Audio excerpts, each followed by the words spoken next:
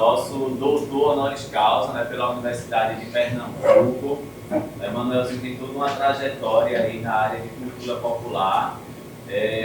Filho de Manuel, mestre salustiano, né? Então, Manuelzinho tem toda uma trajetória na área de mamulengo, maracatu do baque solto, cavalo marinho. Nós temos um livro aqui pela casa sobre a história de vida de Manuelzinho, um livro que foi traduzido, inclusive é um livro bilíngue, né? Inglês, português, né? Contando um pouco da trajetória desse artista que tem um trabalho reconhecido internacionalmente, né? Então, não é a primeira casa que Manuelzinho está falando do seu trabalho, já percorreu muitas instituições de ensino, inclusive fora do estado de Pernambuco. Recentemente ele esteve no Chile, né? Este ano vai Nova Brasília, é a segunda casa dele, né? Ele é uma ponte aérea, o NB, né? Faz muitos trabalhos em Brasília, centros culturais. E para a gente é uma honra tê-lo aqui lançando, né, esse projeto. São 5 ou 6? São 6. 6 curtas, né, dentro de um projeto chamado Que Baque Solto Eu Sou. Né? Então, antes de passar a palavra para a Manuelzinho, eu queria só registrar a presença dos professores Susan, Lewis, né, do curso de História, o professor Henrique, e gostaria de chamar aqui o nosso vice-diretor do campus, Marcelo, para dar uma palavrinha, registrar a presença da nossa coordenadora de extensão, professora Islanita, agradecer também o espaço, né? Conversamos com a Islanita para apresentar o nosso projeto e mais uma vez fomos muito bem acolhidos. Tá? Para cá, Islanita, também? Boa noite, pessoal. Boa noite. Só queria endossar o que o professor Mário disse, né, da importância da presença de Manuelzinho aqui no nosso campus. Já tive a oportunidade de escutá-lo várias vezes e sempre me encanto com todo o conhecimento que ele traz para a gente. Algumas vezes foi aqui, na própria universidade. Já tive a chance de vê-lo em um evento também no estado de Goiás, no Encontro de Cultura. E cada vez que eu escuto o Manuelzinho falar, sempre assim, saio com muitas reflexões. Né? Sou professor da área de biologia, mas trabalho com etnobiologia, então tenho uma relação muito próxima também com a questão da cultura e essa relação com o ambiente. Ele sempre me traz assim, muitas atualizações sobre aquilo que eu não tive a oportunidade de aprender durante minha formação como professor. Hoje, universitário, minha formação acadêmica enquanto uma pessoa que trabalha e pesquisa com cultura e meio ambiente. Então, só agradecer mais uma vez e que possa ser muito mais ao longo desse semestre. A gente tem aí algumas novidades, né? E hoje foi passado no CGA do nosso campus a aprovação do nome do Manuelzinho para ser uma homenagem para o nosso espaço ali cultural, para aquela pracinha na entrada do campus que a gente reformulou esse ano, tirou aquela estrutura central para que as atividades culturais que existem aqui durante esse semestre, que muitas vezes ficam impedidas de ocorrer por causa do horário, quando é ali no espaço Paulo Freire, para não atrapalhar a aula no bloco A, ou às vezes é o próprio espaço inadequado que não pode levantar uma estrutura que possa bater no teto, enfim. A gente remodelou aquele espaço e aí hoje aprovou no CGA que ele vai ser chamado de Espaço Cultural Manuelzinho Salustiano.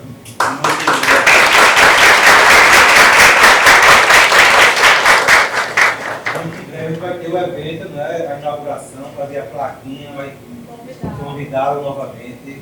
Temos aí alguns projetos que surgiu agora no intervalo, antes do jantar, que o Manuelzinho propôs já para o próximo semestre, e a gente vai ter a oportunidade aí de divulgar com vocês muito em breve. Então, muito obrigado, Manuelzinho, por mais uma vez estar aqui conosco. O Marcelo falou quase tudo. Sei que essa coordenação setorial na qual eu estou ocupando o espaço no momento é do movimento, né? É o espaço de todo mundo, né? E o que o que eu mais gosto de receber é: esse espaço também é meu, quero entrar, quero ocupar, e as portas estão sempre abertas. Eu fico nervoso de vir para cá, né? Assim, primeiro que essa universidade me dá um título de doutor. A minha universidade é diferente da de vocês. Vocês vão se formar, receber o título de doutor lá na frente e vocês podem ir realizar os trabalhos de vocês. Eu sou diferente, né? A minha universidade é um terreiro. E o terreiro, você nunca vai parar de estudar. Você sempre vai estar aprendendo. O terreiro é isso. O terreiro de cultura popular, você nunca para de aprender. É uma universidade onde a disciplina está em primeiro lugar, disciplina de respeito. E eu sempre gosto de falar, quando eu chego numa escola, eu não tive uma boa educação formal, não tive direito que vocês estão tendo, e aproveite mesmo, porque vocês não sabem o quanto eu sofro por não ter tido essa boa educação formal. Mas, por outro lado, por eu ter minha disciplina, por eu não desistir, eu tenho 2 títulos, doutor honoris causa e doutor notório saber, por essa universidade. Mas, para que eu mereça, eu não posso parar de estudar e não posso parar de ensinar.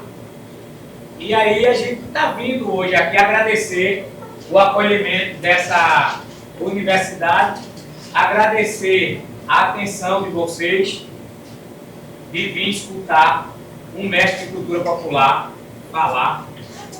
Esse projeto de hoje é um projeto que a gente chama de Baque Solto Eu Sou.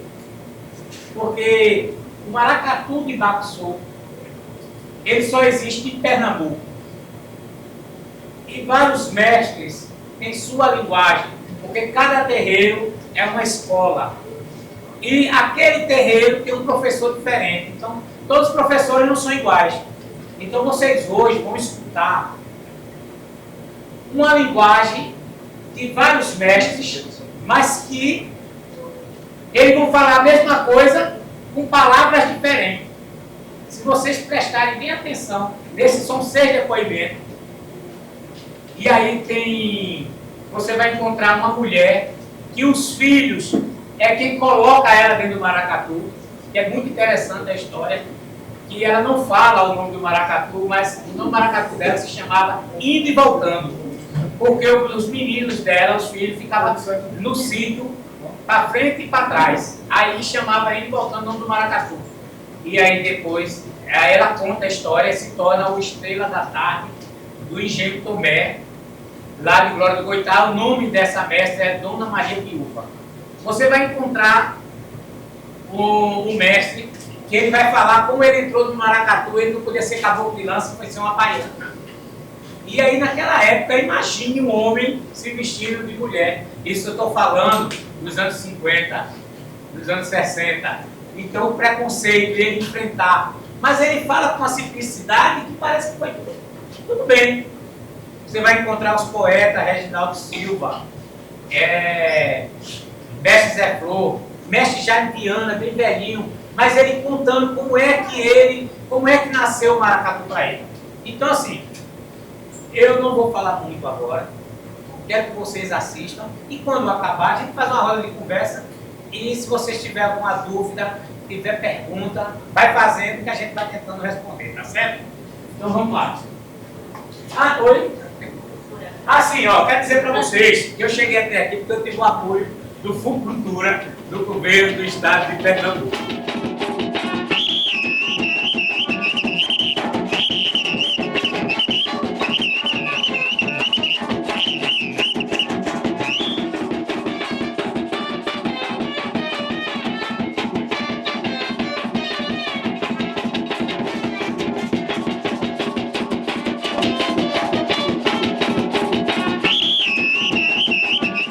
Episódios que foram passados aí, principalmente os 3 primeiros e o 5º, porque me remeteu a muita coisa que eu passei quando eu trabalhava no campo, na cana-de-açúcar, entendeu?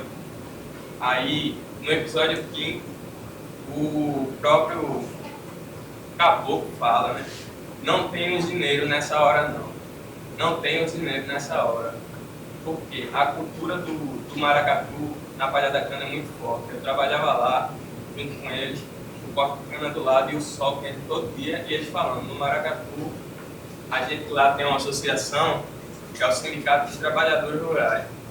Se ele for para um maracatu, ele pega lá no sindicato uma declaração que vai dançar esse maracatu, e a usina não paga o dia dele, mas ele também não leva a falta lá. Foi uma que a gente conseguiu em associação com os maracatus lá de Araçoiaba e das pessoas, dos caboclos que dançavam com a gente na Palha da Cana. No dia chegava contando como foi a sambada, e a gente tinha muito essa conexão lá, entendeu?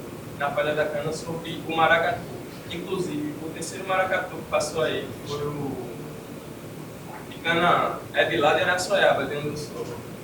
E todos esses lugares que ele falou aí, o Prado, que hoje em dia a usina comprou, não é mais o Prado, mudaram o nome para Baobá. O Prado que ele falou aí, todo mundo trabalhava lá. A gente trabalhou lá, eu cheguei a trabalhar lá com os colegas meus que faziam parte do maracatu. Então, isso na minha cidade é muito intenso. A usina não gosta, como o quinto episódio ele falou, não tem usineiro, a usina não gosta do maracatu. No dia do maracatu, o trabalhador rural tem o direito de pegar a sua declaração, que vai dançar o seu maracatu e curtir a festa. O caboclo de lança, de que forma ele se associa à nossa cultura nordestina como uma figura da própria cultura do maracatu, e em que contexto histórico ele foi criado dentro do maracatu e qual é o papel dele dentro do maracatu. Eu fico feliz pelo seu comentário, porque eu fui presidente da Associação dos Maracatus por muitos anos e foi uma luta. O que a gente queria é que esse dia que o caboclo, que é o cortador de cana, ele ganhasse o dia dele pela usina. Ele não conseguiu ganhar o dinheiro, mas conseguiu ganhar a diversão e não perde, não vai ter que pagar 2 dias, né? Porque se você faltar, vai. Então, assim, e que bom que você está aqui. Que bom que você conhece o lado da luta, do corte da cana, mas que está aqui.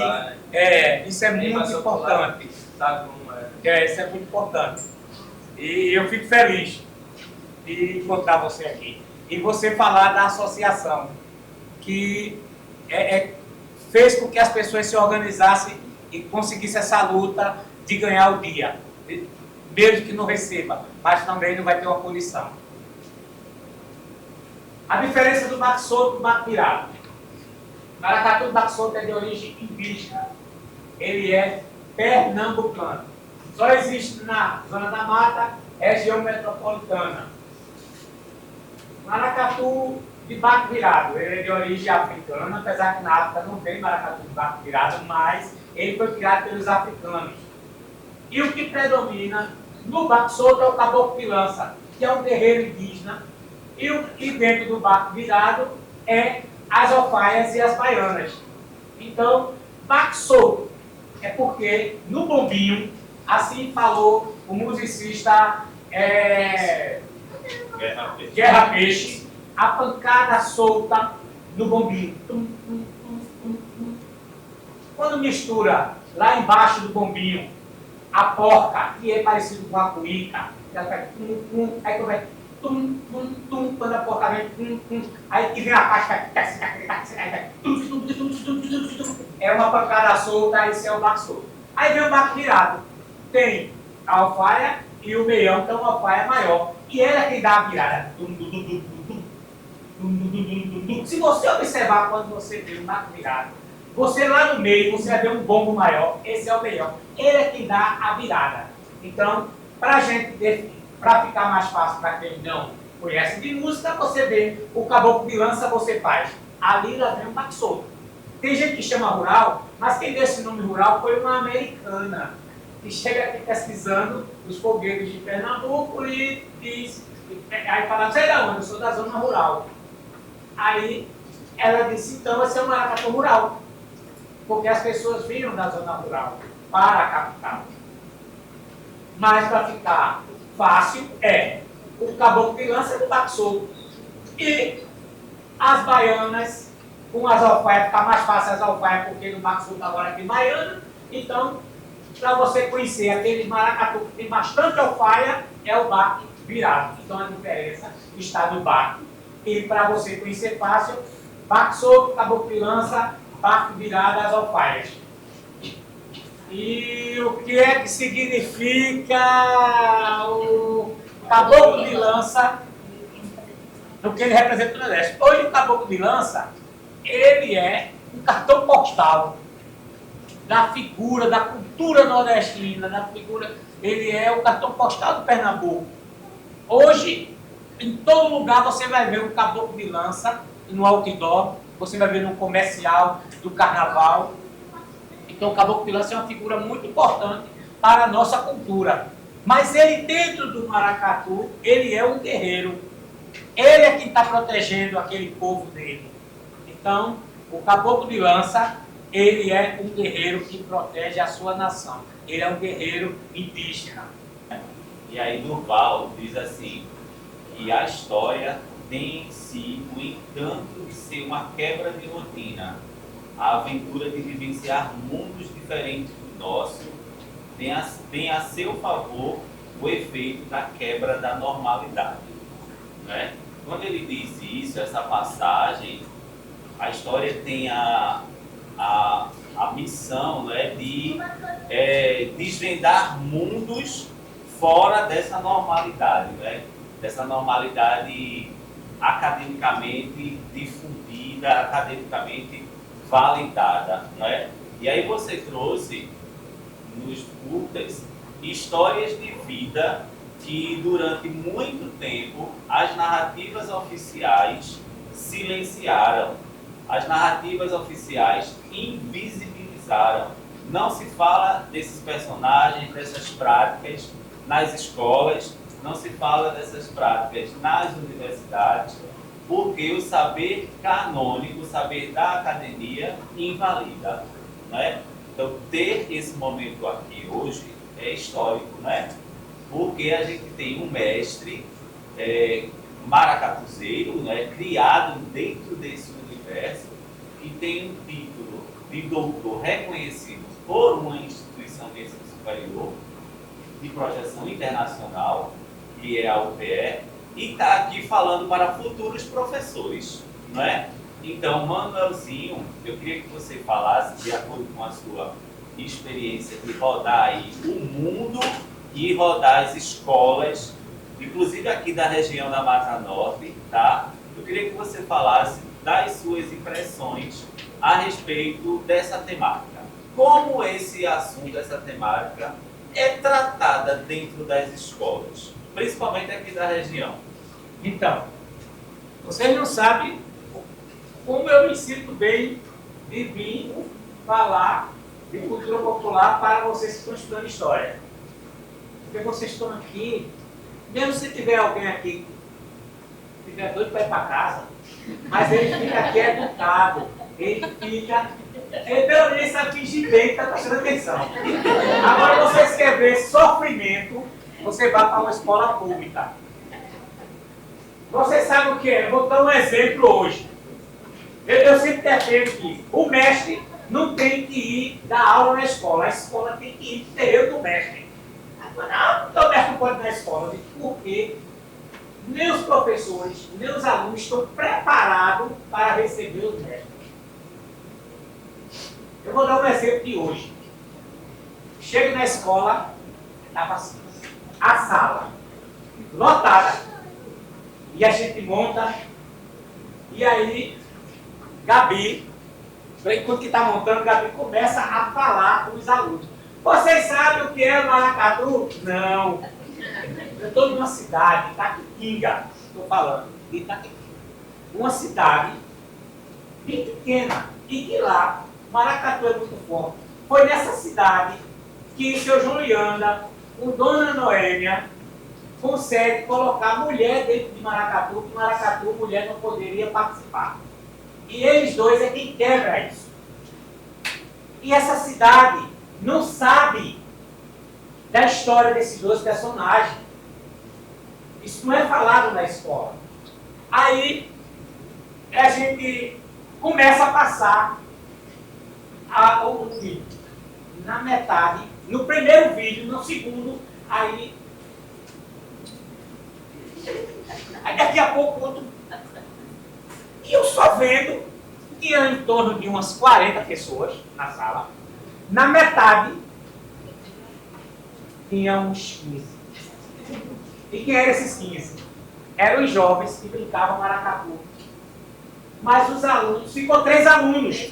Sobrou 3 alunos da escola. E por que isso acontece? Porque não existe uma política. Falta política para que a gente possa conhecer. Se vocês observar, você está dizendo, você observar os vídeos, cada um conta a sua história de um jeito. O que eu conto, eu defendo o que eu aprendo com eles. Esses são meus mestres. E quando você vai para a academia, aí tem uma coisa que eu fazia com uma missa de corpo presente. E quando eu conheci Mário Ribeiro, ele ainda estudava, ele fazia, eu acho, mestrado. Mas eu falava que eu gostava da forma que ele escrevia, porque uma vez eu vi um texto de Mário Ribeiro que ele dizia: o mestre fulano falava que era assim. Aí quando você pega um livro e que o cara diz assim: caboclo de lança é guerreiro de Ogum, Ogum é um orixá. Eu nunca cultuei orixá, nenhum maracatu de Baco Souto cultuou orixá. E como é que eu vou ser um guerreiro de Ogum?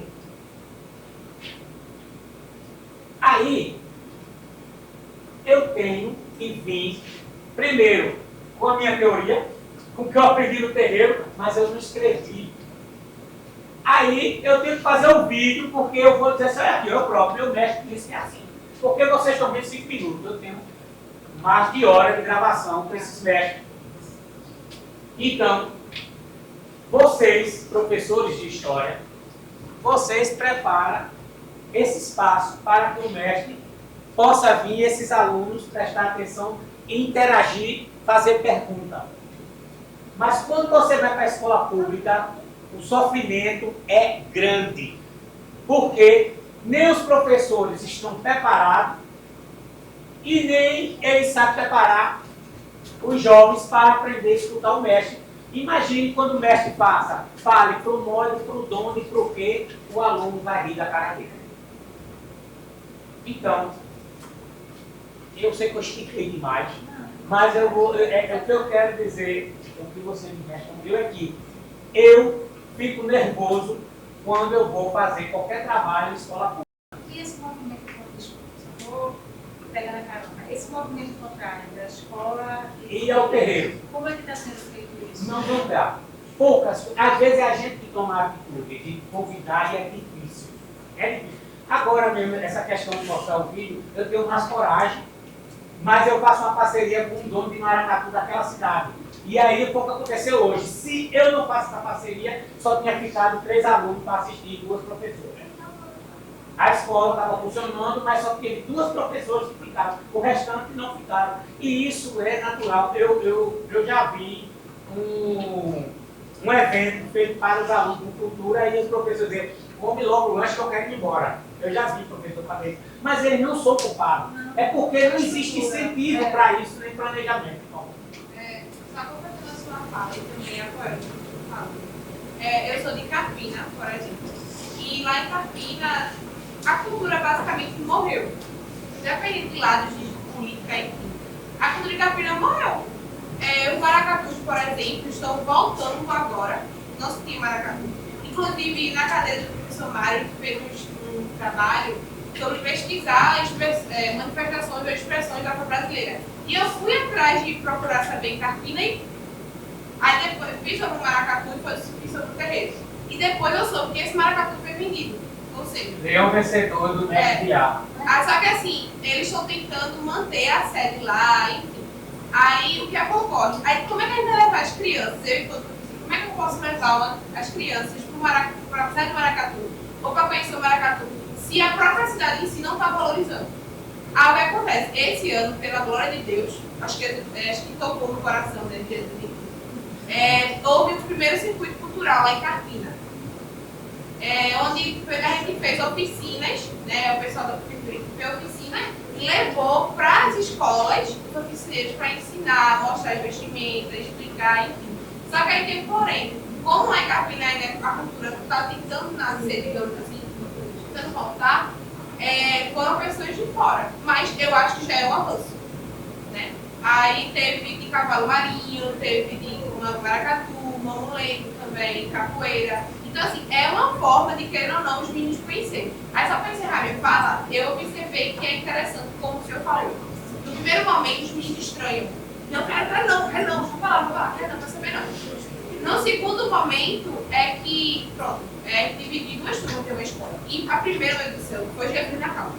Já na segunda, eles ainda foram devagarzinho assim, por quê? Porque ali para eles é estranho. E os meninos de Cabo e também as meninas de Baiana, que faziam todo um cortejo, explicado e tal. Então era uma forma também de eles conhecerem. Porém, é complicado, né? Pela questão de estranheza e também falta de incentivo. Essa fala de Débora é interessante, porque a gente sabe também, que aí eu já quero que o Manuelzinho comente isso, né? Nas periferias há um crescimento muito grande das igrejas neopentecostais, não é? E essas igrejas, elas estão cada vez mais convertendo muitos mestres de maracatu, né, que passam a demonizar essas práticas, né? E aí isso faz com que muitos alunos cheguem na escola e comecem a negar, não é, essa história que atravessa a vida deles. Inclusive, teve aluno que fez assim, eu percebi que ele estava querendo. Aí tem uma hora que ele foi, ainda pegou a cabeça pra colocar, que era roupa de criança, sabe? Ele ainda pegou assim, aí chegou e fez, fulano, mas tu não é crente, como é que tu vai botar uma coisa dessa? Você é de Macumba? Eu cheguei e disse, ele é de Macumba não, viu? Aí eu já depositando nele e... Então, aí, Manuelzinho, eu queria que você falasse, diante desse novo cenário, novo e velho cenário, que não é tão novo, né? A gente já tem bem uns 15, 20 anos aí, né? Eu queria que você falasse um pouquinho dessa conversão em massa que está acontecendo aí nas periferias e como isso reflete na cultura do maracatu. Pronto. Questão da religião, por incrível que pareça, o baque solto é quem melhor sabe circular. Por quê? Como a gente tem uma cultura indígena, se você observar, a cultura indígena é escondida. É a religião. Você vai encontrar dentro de um maracatu do baque solto, se você perguntar qual é a sua religião, ele vai ser católico. Então, ele nunca assume a verdadeira religião dele, que é a jurema indígena. Ele não assume. Porque toda a vida houve um extermínio dessa questão indígena. E aí, por outro lado, o que acontece? Você é um dono de maracatu, eu sou seu filho, eu sou homem e eu vou seguir meu pai. Mas as mulheres vão para a igreja. E aí eu tenho muito isso nos donos de maracatus de baque solto, que as filhas e as mulheres seguem as igrejas. Mas os filhos, tem muito isso. Eu tenho um maracatu que é bem dividido. Os filhos mais jovens vão para a igreja, porque a mãe leva, mas ainda não há aquele conflito forte. O baque solto ele não consegue escapar. O baque virado ele sofre mais, mas em relação ao baque solto, ele escapa, porque ele esconde a sua religião e a gente só conseguiu sobreviver porque a gente escondeu. Não é à toa que a gente tem mais de 100 grupos de maracatu de baque solto. De maracatu de baque virado, nação com babalorixá, ele não passa de 25. Então, o lance nosso é que se a gente não esconde nossos rituais e nossa religião, a gente não era forte da forma que é hoje. E aí, se eu falar para você, não, eu sofro preconceito da igreja, eu estou mentindo. A igreja, ela consegue respeitar o baque solto. Ela ainda consegue. A gente não tem aquele conflito forte, não. Principalmente na Mata Norte. Você não vê nenhuma registro sobre isso. Aonde tem um pouquinho de sofrimento é Recife, com o Cruzeiro do Forte, mas não é uma igreja, geralmente é vizinho. E aí, vamos lá, quem é que está mais? Eu queria fazer. Ah, Você já passou por algum processo de preconceito por causa do maracatu e como você conseguiu lidar com isso? Já viveu? A segunda é, qual momento você teve a certeza de que queria viver o fato maracatu? então, preconceito eu sofro até hoje.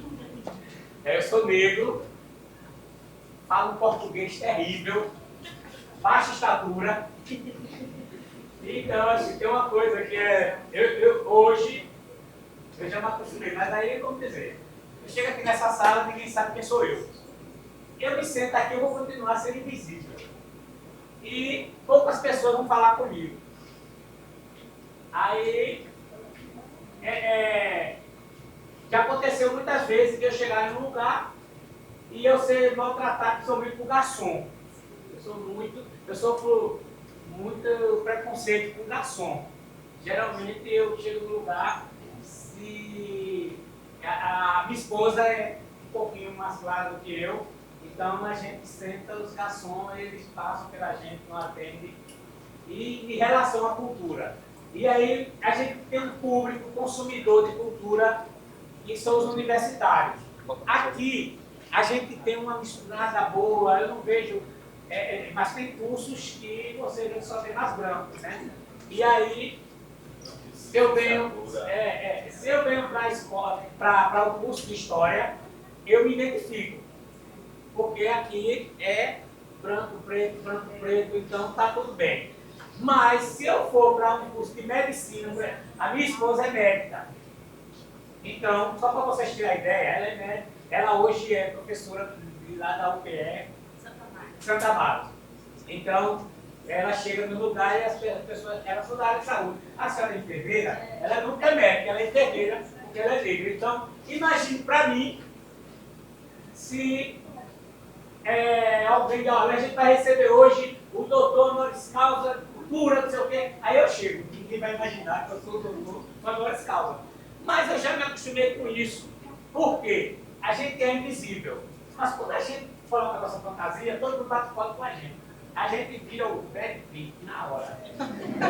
Então, assim, a gente tem que se acostumar, a gente tem que ter postura, a gente, quando é bem tratado, a gente tem que rir, tratar bem as pessoas. E quando a gente percebe que as pessoas têm preconceito, a gente olha com a cara fechada e aquelas pessoas se assustam com a gente.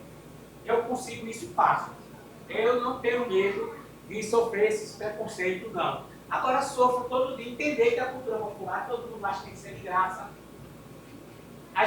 O caboclo de lança, você vê, um lugar que eu acho lindo e que gosto do comportamento, os capoeiristas do mercado modelo de Salvador. Você vai bater uma foto com ele e ele diz, paga. Aí o caboclo de lança, que ele vem fantasiado, coisa linda, aí ele fala, ele vem bater uma foto, ele está te dando trocadilho, tá na frente. Paga ele, dá um copo na casa dele e não paga. Isso é a maior realidade.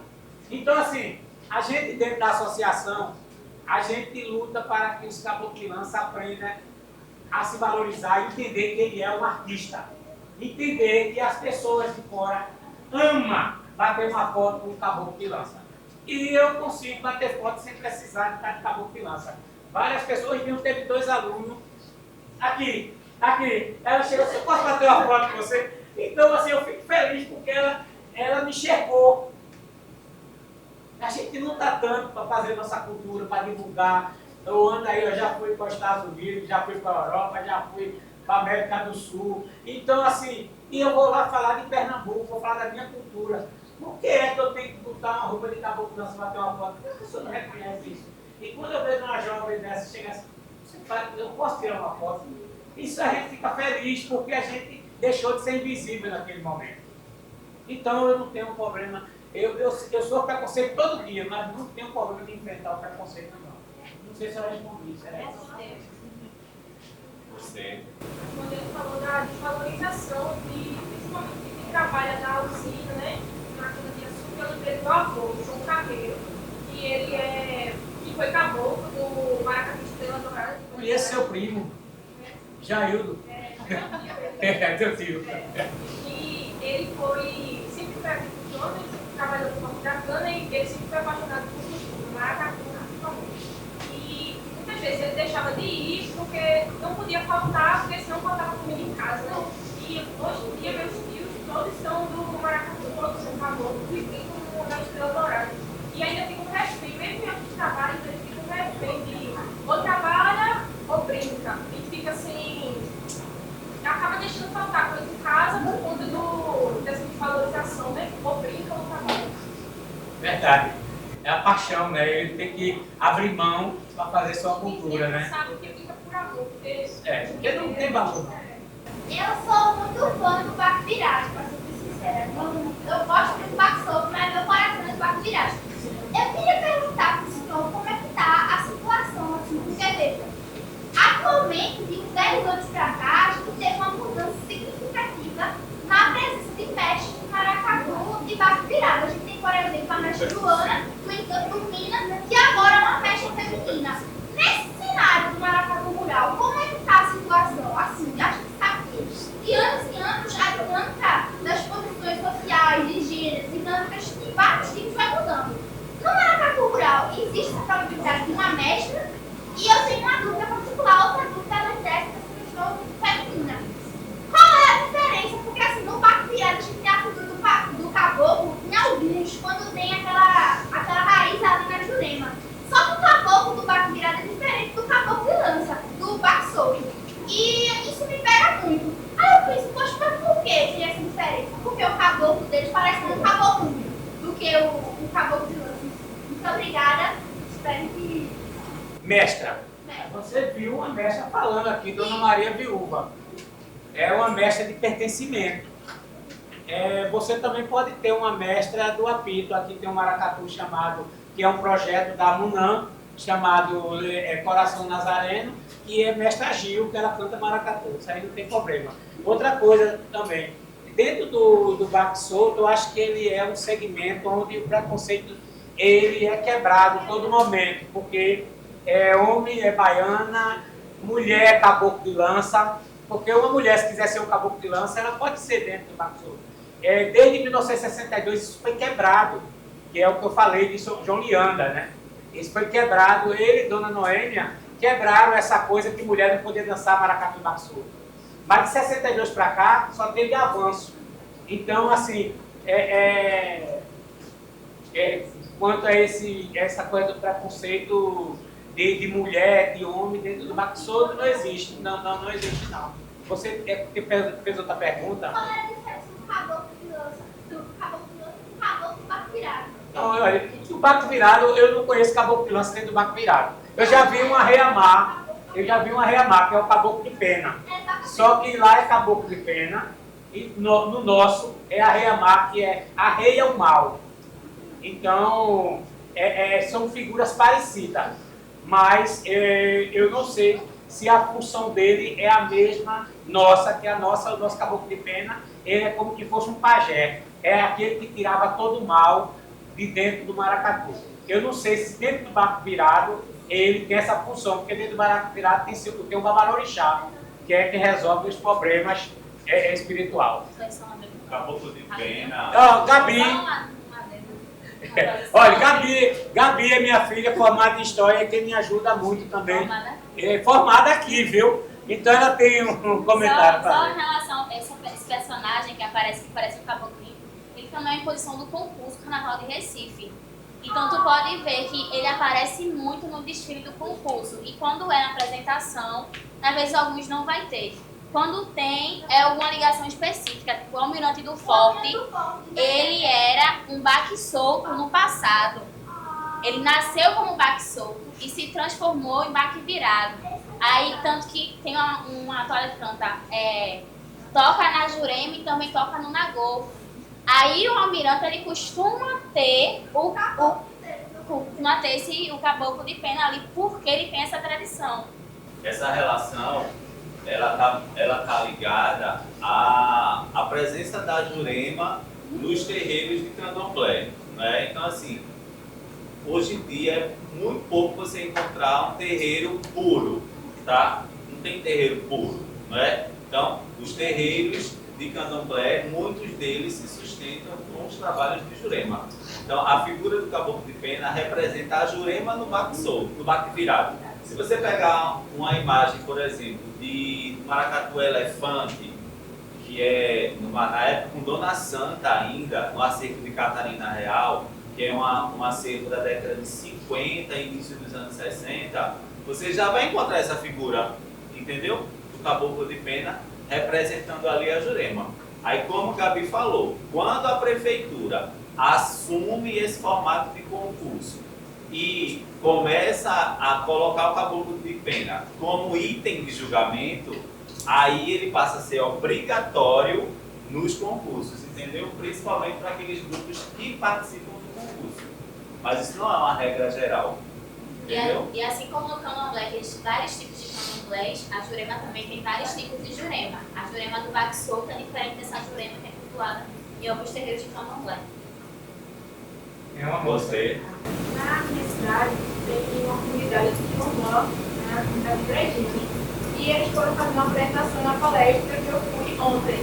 Aí eu achei o maracatu deles muito diferente do maracatu que o senhor mostrou. Fica Brejinho. Brejinho é João Pedro.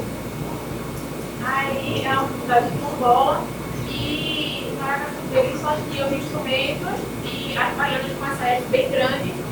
E eles, quando eles falaram que esse maracatu era a falação das rainhas africanas, na época do Congo, era esse contexto.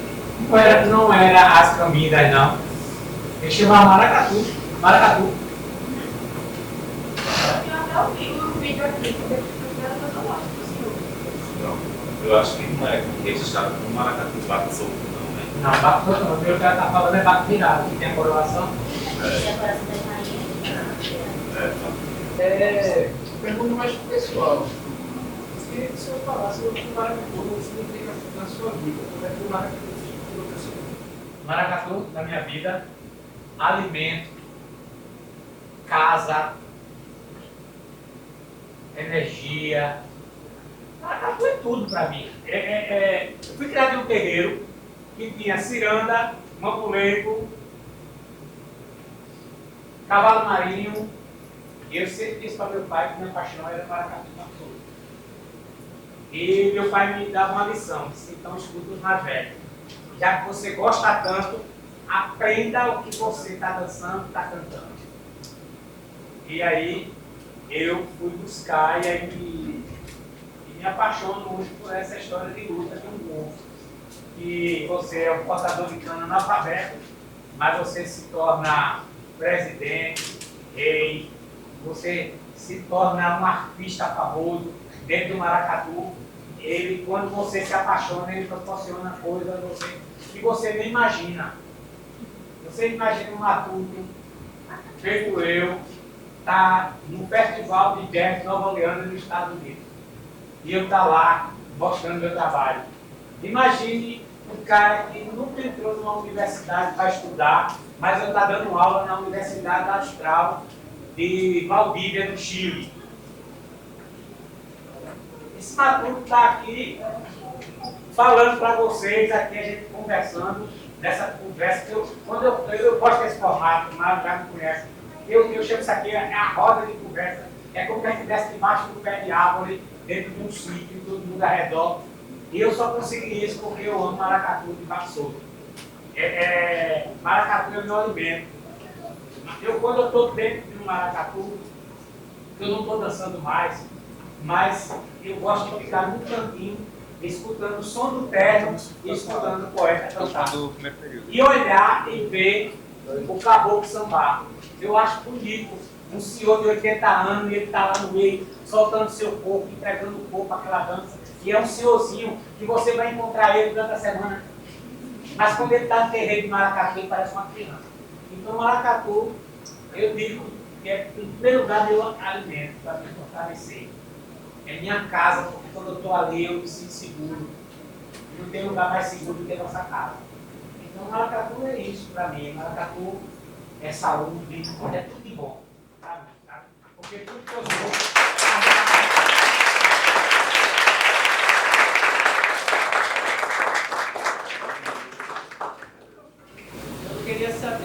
social do meio dos mestres, o maracatu perdeu espaço dentro dos jovens, e se sim, como se houver uma forma de despertar o interesse dos mais jovens para manter a tradição do maracatu vivo. A sua pergunta é perfeita. Porque o que acontece com os jovens de hoje? Ele pensa que aprendeu e já quer saber mais do que o mestre. Mas o mestre, ele tem os jovens que prestam atenção. Por exemplo, eu tenho aqui umas 30 pessoas. Dessas 30, 40, né? Vamos dizer que tem 40 pessoas aqui. Desses 40, eu sei que 5, eu tenho certeza que 5, ele vai pensar na cultura de uma forma de respeito e que vai tentar fazer alguma coisa pela cultura.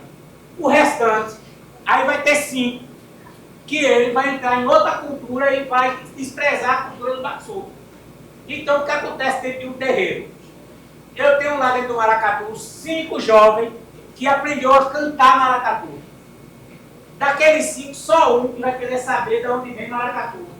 Os outros 4, ele vai fazer o espetáculo do maracatu e vai querer ser mais mestre do que o mestre que ensinou a ele. Mas, se não fosse esses jovens, como é que eu ia trazer outros jovens para dentro do maracatu? Então, esses jovens, eles são importantes. Agora, cabe ao mestre a saber educar seus discípulos, a cuidar, a ele trazer, porque a gente olha, a gente sabe quem vai aprender. O caboclo de lança, ele tem um segredo, que é o segredo do cravo. Aí você olha e vê 100 caboclos de lança numa nação. Ali é 5 que sabe o segredo do cravo. O resto, você vai ver um caboclo que brinca até mais bonito do que o que usa o cravo. Mas ele não sabe o segredo do cravo. Porque você só tem que ter o pertencimento. E o pertencimento não é para todo mundo. Então, o jovem, ele é importante dentro da cultura. Mas, de 10, a gente tira 2. Que vai levar aquilo para frente. Que ele vai sentir dentro do sangue dele. Que ele vai lutar para defender aquilo ali. Meu pai tem 15 filhos. Todo mundo é envolvido com cultura. Mas eu sou o que tenho coragem de estar nas escolas, de estar dentro da universidade, de estar dando palestras, de estar ensinando o lado teórico. Por quê? Eu tenho que ensinar para ele que tem que ter respeito. Uma das primeiras, quando eu começo a falar, eu digo, olha, dentro de cultura tem que ter respeito. Se você observar o vídeo, algumas pessoas falam de respeito. Se você não tiver respeito, tiver cuidado, não vai chegar a lugar nenhum. Então, o jovem é importante. Eu tenho um exemplo aqui, tem 2 jovens aqui de Nazaré da Mata, Anderson Miguel e Nailson. Esses 2 jovens fazem um trabalho lindo e que traz outros jovens para dentro do maracatu. E aí, cabe quando esse outro jovem chegar, os mestres mais velhos saber captar para saber que vai ter o direito e ter o pertencimento. Então, os jovens não atrapalham. Portanto, que o mestre tem que ser durão na hora de ser durão, para que eles aprendam a respeitar o segredo e os rituais da cultura do Bakso. Eu queria só fazer uma observação, não é nem pergunta, não, uma observação mesmo. Mestre, eu gostaria de dizer, nem uma pessoa que consegue ficar com os meninos nessa atenção, sem nem ela sabe o que ela pergunta aqui, porque da 20 para as 10 você pede 1 minuto, não só 1 minuto, não professor, não, eu estou só para eles, estão todos absolutamente centrados. Então, assim, eu queria lhe parabenizar, porque é questão de ter título acadêmico, etc, etc, porque isso aqui é um verdadeiro milagre. Então, parabéns. É um milagre mesmo. Você deixa marcas em haver.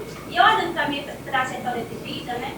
Eu disse, meu Deus, no ensino médio e no ensino fundamental, eu não tive nenhum acesso à cultura.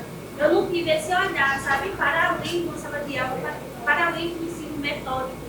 E eu disse, meu Deus, o quanto é valioso você olhar para uma cultura e entender que ela faz parte do seu processo de vida. E do qual ele vai dizer que a gente, como professor, tem que instigar ao respeito, a olhar o outro, a amar as diferenças. E assim, Jaime, parabéns pelo seu trabalho. Eu estou aqui testificada, porque eu nunca tive esse contato com a cultura de fato, com alguém que tem propriedade para estar falando. Então, parabéns, obrigada por essa palestra.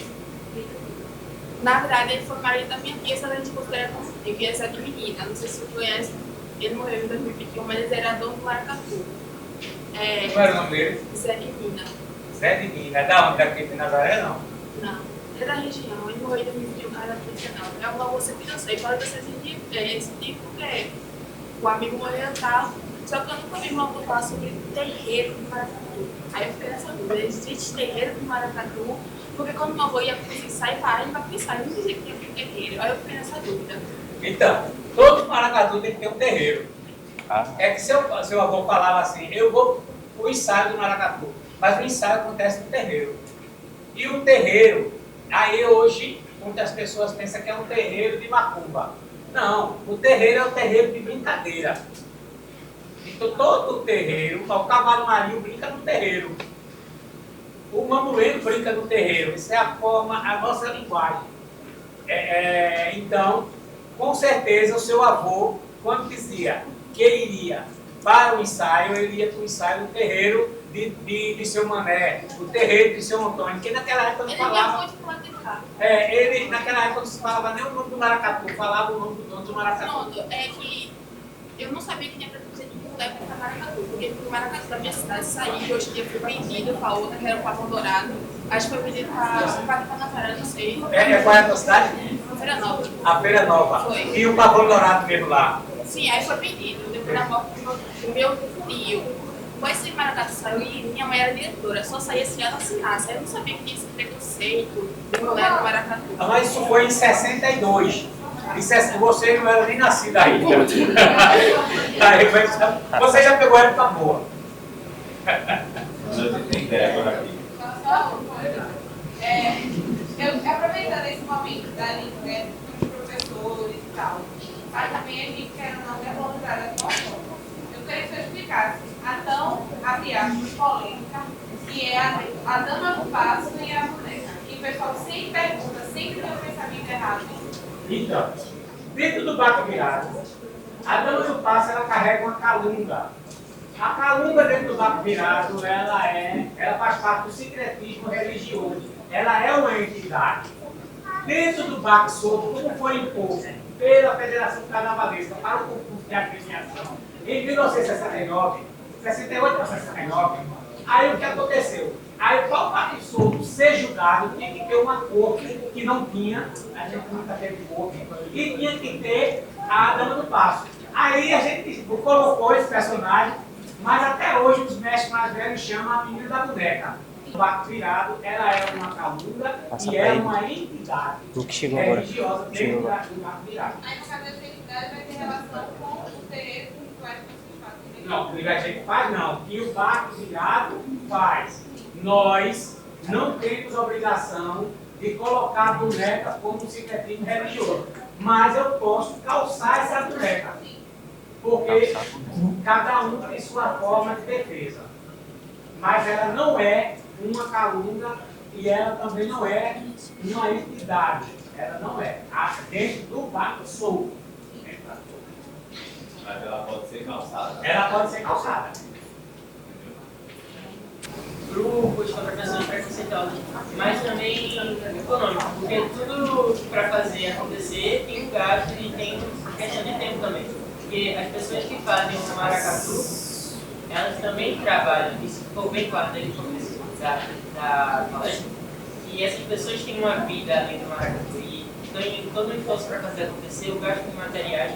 Aí queria que você falasse assim, como é que esses grupos conseguem manter a brincadeira. Dentro do barco solto, a maioria são portador de cana, são motoristas, são pessoas, trabalhador comum. Mas, exemplo, ele compra todo mês 5 pacotes de fuba. Aí ele compra 4 e o pacote de fuba vai comprar um pacote de lancejoula. Então, eles são pessoas que o que ele acredita é tão forte que o maracatu, tipo o maracatu Estrela Dourada de Buenos Aires, da família, como é que é o nome? Da família de Heloísa. Você sabe quanto ele gasta durante um ano? Passa de 200 mil reais. E o dono é um pedreiro. Não me pergunte como é que ele faz para buscar dinheiro. Mas ele consegue. porque ele tem a força. Aquilo ali tem uma energia muito forte. E ele consegue colaboradores. E o que aparece de ajuda do poder público é pouco, mas eles conseguem multiplicar. Então, o maracatu, a cultura popular, ela tem uma força de fazer a gente feliz, que a gente consegue multiplicar o pouquinho que a gente ganha. Então eu explico da seguinte forma: o mestre, ele tem poder da multiplicação. O mestre de cultura popular. Amém. Muito bem. Eu acho que o Manuelzinho tocou num assunto, num ponto que é muito importante para a gente que é professor, vocês que estão em formação, que é a questão do respeito. Né? Então, assim, a gente está falando de histórias de vidas. Né? São muitas histórias de vidas que são contadas, né? Que foram contadas aqui e apresentadas de uma forma tão simples e direta que vocês ficaram muito à vontade, né? A ponto de contarem um pouco da história de vida de vocês, dizendo que o meu tio também faz parte, a minha avó, a minha família está ligada. Então, essas histórias, elas atravessam as vidas da gente, de vocês principalmente da região, né? Então, é importante que a gente, enquanto professor, tenha isso em mente, quando a gente está levando esse assunto para a sala de aula, de tratar com seriedade, porque a gente está falando sobre a vida dessas pessoas, não é? Então a gente precisa ter muito respeito quando a gente está tratando de um assunto que tem a ver com a história do outro. A gente está falando de existências, não é? A gente está falando de histórias de vida que dão sentidos de existência a muitas pessoas, tá? Então assim, uma vez um aluno perguntou assim: ah, professor, quando é que você acha que o frevo vai acabar? Eu disse: ele vai acabar quando ele não fizer mais sentido para as pessoas que fazem. Então, o maracatu só vai acabar quando ele perder o sentido para as pessoas que fazem o maracatu, né? Então, enquanto tem Manuelzinho aqui para falar, enquanto tem 2, 3 dentro da comunidade que fala que vai levar aquele trabalho do avô para frente, aquele grupo não vai morrer, né? Então, a gente precisa fazer o nosso papel dentro da escola. Se a geração de vocês chegou na universidade e não ouviu falar desse assunto na escola, tá? É um erro gritante? É um erro gritante. Mas a gente está passando por uma formação aqui que vocês vão fazer a diferença. Vocês precisam, vocês têm esse compromisso ético e político de fazer a diferença, porque vocês estão tendo essa formação. Então vocês têm todo um know-how para falar, e vocês ainda terão outras disciplinas que irão tratar desse assunto, para tratar o assunto de forma séria, científica, com ciência dentro da escola, né? Então, existe uma formação para isso, tá certo? Então, a diferença daqui para frente quem faz são vocês.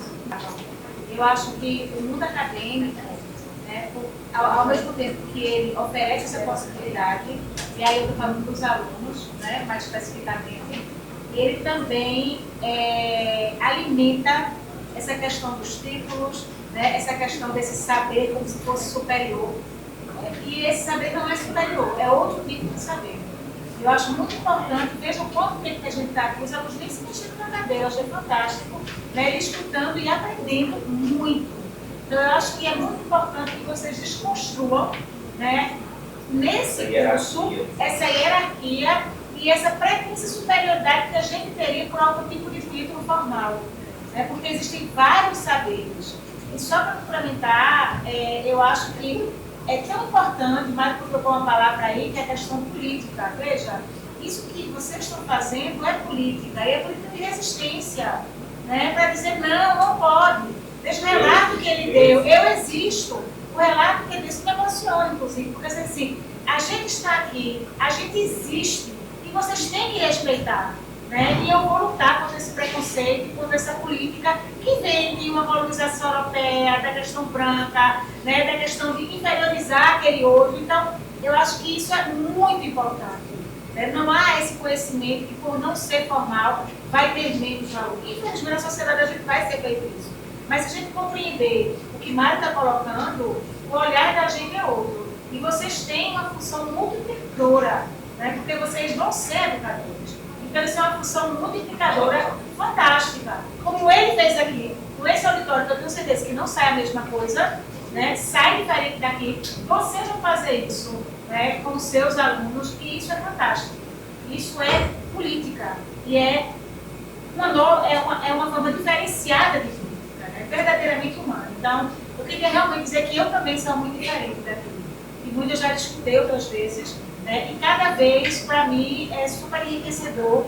É também eu entender a minha história, o lugar que eu estou, né? E como a gente pode fazer essa diferença. Então, é muito ensinamento.